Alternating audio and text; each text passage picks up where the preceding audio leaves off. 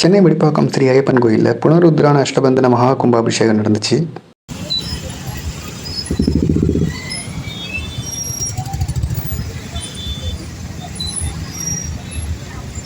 கோயில் உள்ளே போகிறதுக்கு முன்னாடி இங்கே பிரம்மாண்டமான 2 யானைகள் செஞ்சுருந்தாங்க. ரொம்பவே நல்லா இருந்தது.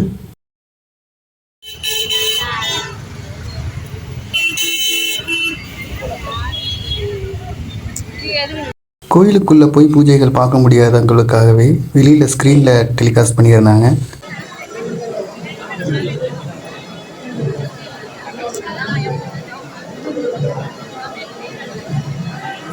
ஏப்ரல் 7ஆம் தேதி திங்கட்கிழமை மாலை 6:30 8:30 மணி வரையும் ஸ்ரீ நாகராஜ் அவர்களோட மங்கள இசை நாதஸ்வரம் நடந்துச்சு.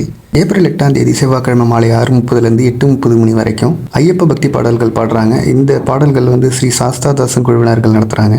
ஏப்ரல் 9ஆம் தேதி புதன்கிழமை மாலை 6:30 8:30 மணி வரைக்கும் ஸ்ரீ உடையாளூர் கல்யாணராமன் பாகவதர் அவர்களோட நாம கீர்த்தனம் நடந்துச்சு. இந்த கோயிலில் ஏப்ரல் 6ஆம் தேதியிலேருந்து ஏப்ரல் 14ஆம் தேதி வரைக்கும் எல்லா நாட்கள்லையுமே காலையில் 11 மணிக்கு அன்னதானம் நடக்குது. இந்த கோயில் கும்பாபிஷேகம் ஏப்ரல் 11ஆம் தேதி வெள்ளிக்கிழமை அன்னைக்கு காலையில் 8:25 9:57 நடந்துச்சு. சபரிமலை தந்திரி தாழமன்படம் பிரம்மஸ்ரீ மோகனகுரு தந்திரி மற்றும் பிரம்மஸ்ரீ மகேஷ் தந்திரி அவர்களோட தலைமையில் தான் இந்த மகா கும்பாபிஷேகமே நடந்தது.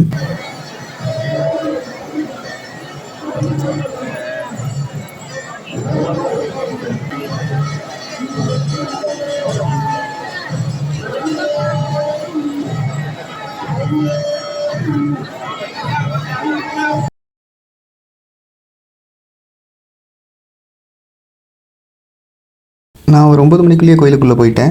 ரொம்பவே கூட்டமாக இருந்தது.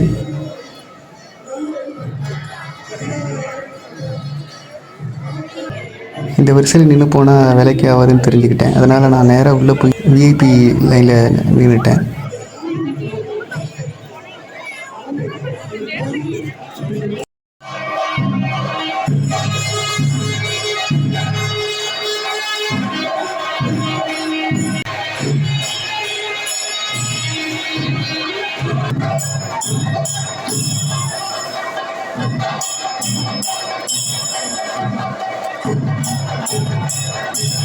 ஸோ கோயிலுக்குள்ளே ஒரு 15 நிமிஷத்தில் நான் சாமியை பார்த்துட்டு கீழே இறங்கிட்டேன்.